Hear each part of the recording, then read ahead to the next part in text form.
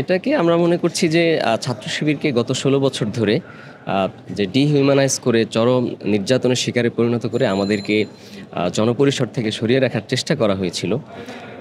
এরপরেও আমরা শিক্ষার্থীদের পাশে ছিলাম, শিক্ষার্থীদের মাঝে ছিলাম। যদি আমরা প্রকাশ্যে যেহেতু ছিলাম না, আ আ সবার মধ্যে আমাদের নিয়ে যে কৌতূহল ছাত্র শিবিরকে নিয়ে, আপনি যে প্রতিক্রিয়ার কথা বললেন এটি সেই কৌতূহলেরই বহিঃপ্রকাশ বলে আমরা মনে করি।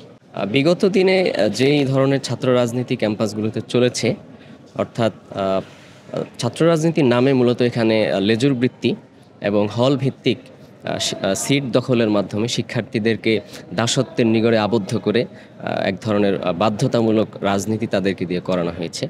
আমরা এই ধরনের ছাত্র রাজনীতির নামে এই ধরনের নেতিবাচক চর্চার বিরুদ্ধে আগেও ছিলাম, এখনও আছি।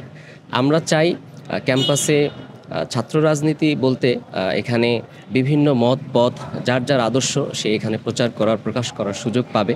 শিক্ষার্থীদের ব্যক্তি স্বাধীনতার মর্যাদা থাকবে। তারা তাদের ইচ্ছা অনুযায়ী কোনো একটি দল মত বা আদর্শকে গ্রহণ করবে অথবা করবে না।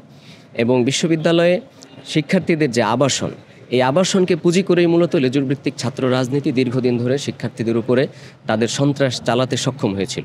এখানে ইসলামী ছাত্র শিবির মনে করে যে শিক্ষার্থীদের আবাসন অর্থাৎ হল সম্পূর্ণ হল প্রশাসনের কর্তৃত্বে পরিচালিত হবে।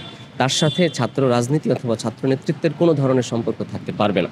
যাতে করে শিক্ষার্থীদের ব্যক্তি স্বাধীনতা রক্ষিত হয় এবং ছাত্র রাজনীতি বা ছাত্র সংগঠনগুলো ক্যাম্পাসের পরিসরে মুক্ত বুদ্ধির চর্চা, চিন্তা, একসাথে বসা, বোঝাপড়া, পড়াশোনা, কথাবার্তা ইত্যাদির মাধ্যমে রাজনৈতিক কার্যক্রম পরিচালিত হতে পারে।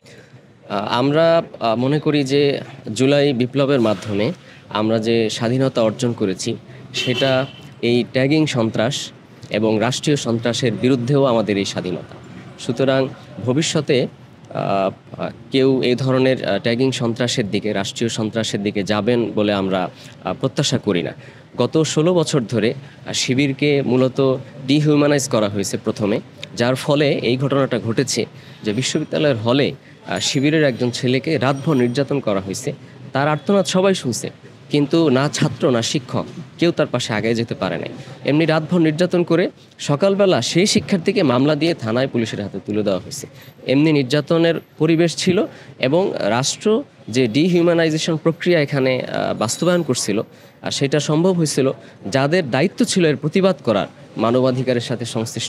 এখানে যেটি বলা প্রয়োজন, ইসলামী ছাত্র শিবির তার রাজনীতিতে ব্যতিক্রম বা অনন্য, যেখানে ইসলামী ছাত্র শিবিরের রাজনীতিতে আসলে শোডাউন অথবা কোনো ঊর্ধ্বতন কর্তৃপক্ষকে মেইনটেইন করার যে ব্যাপার, সেই রাজনীতি ইসলামী ছাত্র শিবিরের নেই।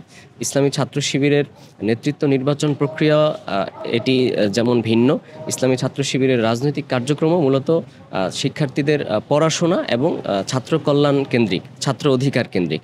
যার ফলে এখানে শোডাউনের প্রয়োজন না হওয়ায়, দল ভারীর প্রয়োজন না হওয়ায় এখানে অনেক পদে বা একই পদে একাধিক ব্যক্তি অনেককে কমিটিতে রেখে কাউকে খুশি করার প্রয়োজন হয় না, বা এই ব্যাপারগুলো না থাকায় আমরা আমাদের যে ছাত্রদের সাথে সংশ্লিষ্ট যে মৌলিক কার্যক্রম, সেই কার্যক্রমগুলো পরিচালনার জন্য যতজনকে দরকার আমরা তাদেরকে দিয়েই কমিটি করি।